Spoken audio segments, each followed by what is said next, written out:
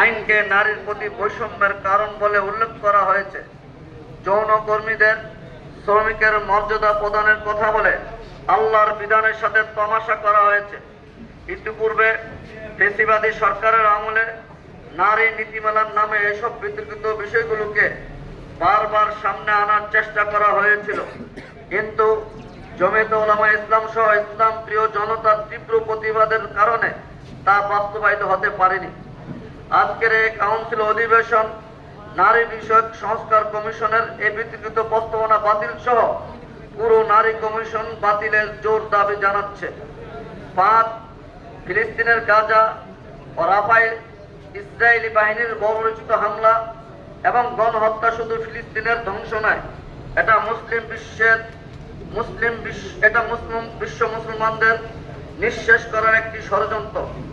এই ষড়যন্ত্র বন্ধ করতে জাতিসংঘকে মুখ্য ভূমিকা পালন করতে হবে।